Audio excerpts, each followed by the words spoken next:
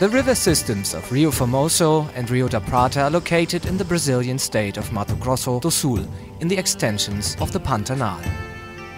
They are without any doubt home to the most spectacular underwater riverscapes worldwide. Fish and plants are abundant, and the visibility in the crystal clear water is 100 meters.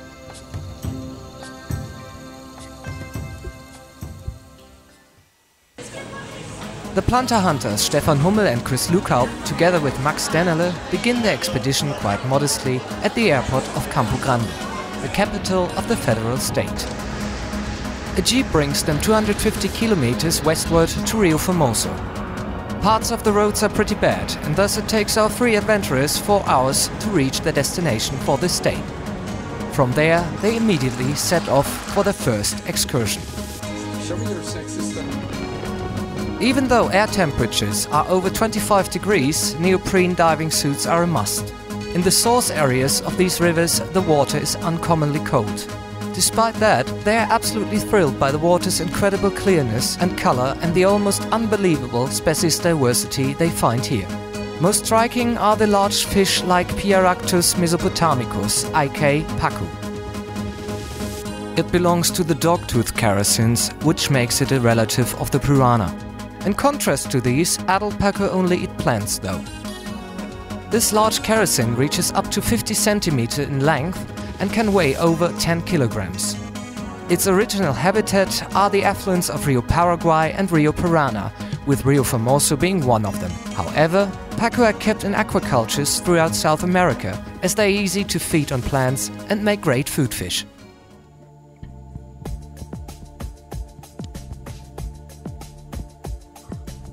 Besides pacu, there are several other large fish that also serve as food fish. Brycon hilarii or piraputanga can grow to 50 cm in length and may weigh up to 4 kilograms. In contrast to pacu, Brycon hilarii eat animals, first and foremost insects. However, their staple food also consists of plants. A predator on the prowl in the streams of the Paraguay Piranha Basin, Salminus brasiliensis, aka golden dorado. It is considered a greedy predator that eats even larger fish. It reaches a length of 100 cm and a weight of 30 kilograms. Its main prey are Prochilodus lineatus. This is a fish from the family of flannel-mouthed characins, reminding us of the European grayling. Its main characteristics is its mouth, which it uses to scrape plants, detritus, algae and microorganisms from hard surfaces. It can be found in almost all of South America and is considered a great food fish. Large specimens can reach a length of 60 centimeters and a weight of up to 6 kilograms.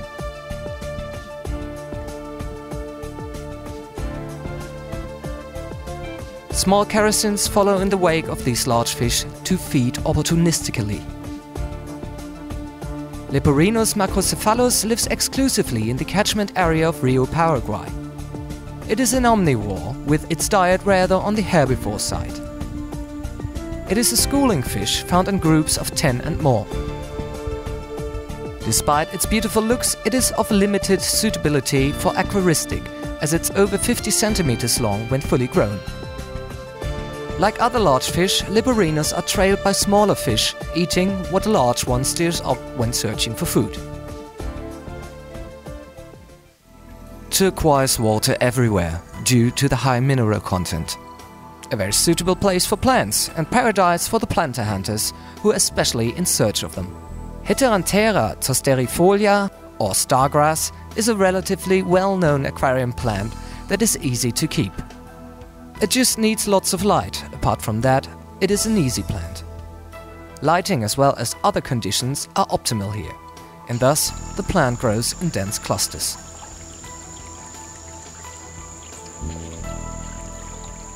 Potamogeton illinoensis originally is found in North America and has been introduced here.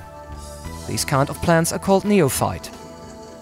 It is not on sale for the hobby, can grow to over 120 centimeters in length and is considered a weed in some of Brazil's freshwater bodies. There are spring pools everywhere that feed the manifold flowing waters in this area.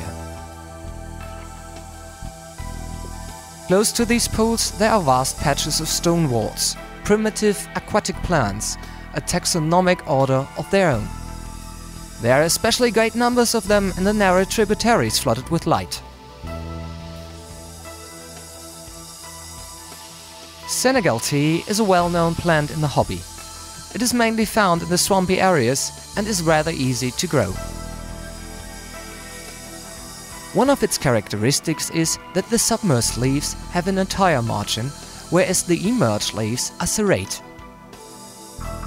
It tolerates temperatures of 10 to 35 degrees and plenty to little light, which makes it a potentially invasive neophyte, especially in warmer countries, where it tends to outpopulate the local flora.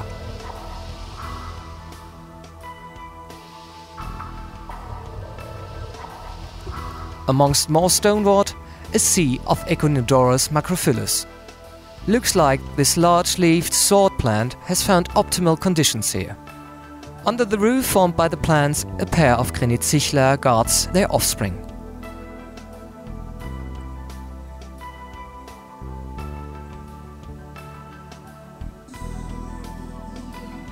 Near another pool there is a huge population of Hydrocotyle verticillata, or world pennywort. This highly popular aquarium plant needs medium light.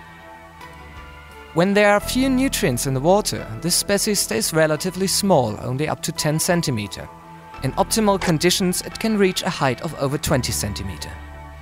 It mostly grows above the waterline and is rather seldomly found underwater. The dense plant growth here shows that there is plenty of light even at the ground of the river.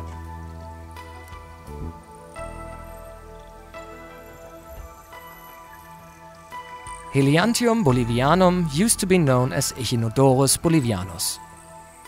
It is an ideal plant for the foreground of the tank as it stays rather small. It is suitable for normally equipped tanks and also grows well when there is little CO2 in the water.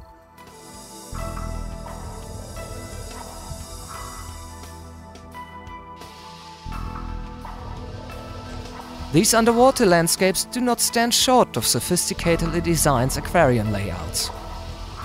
Rio Formoso and Rio de Prata could be called the largest aquascape in the world.